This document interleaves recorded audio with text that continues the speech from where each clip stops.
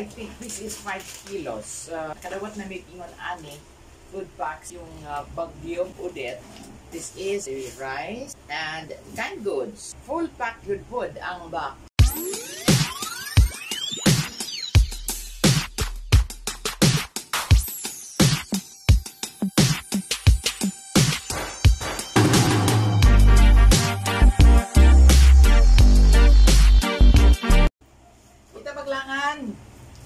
Okay, we will not waste time. I am doing the film here inside the room. This is the thing that I am going to open this box. And again, I am very much grateful and thankful nga ang atong LGU ubay doon na sila encouragement. This form is an encouragement to all senior citizen na magpa-booster or magpa-vaccine nga kauban na sa COVID.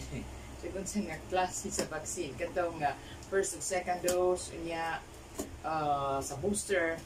So muhatag sila, according to them, muhatag sila mura o sort of reward award or pasalamat sad nga nagpa-booster or nagpa-vaccine. So me as a senior citizen, nakadawat ko og sa kini, this one. So this is what's inside, or these are what's inside the box. Okay, I would like to show you now. Thank you so much. Makadungag na gyud ko. There is a rice, and I think this rice is 5 kilos. Warning, repacking goods from its original DSWD package is a criminal offense under DRRM Act of 2010 from the Department of Social Welfare and Development, the Philippines. So I think this is 5 kilos. Nakadawat na may ingon ani, food packs yung Odette, rice, canned goods.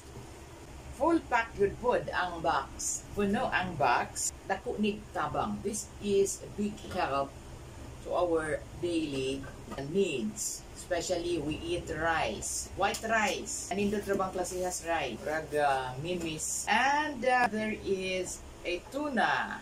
4 tin cans of tuna. Igawas na. 2 tin cans of sardines. Ay, my favorite. Sa tuna, favorite kay fish. Corned beef, 4 small tin cans of corned beef. All the tin cans are small in size. Kasi banha ang atong electric fan. We have also Brim, white and creamy. Coffee. Cafe. Okay. Cafe, 1, 2, 3, 4, 5. 5 sachet of coffee. And get up and go. Cereal. Oats. 1, 2, 3, 4, 5. So 5 sachet also of chocolate cereal oats.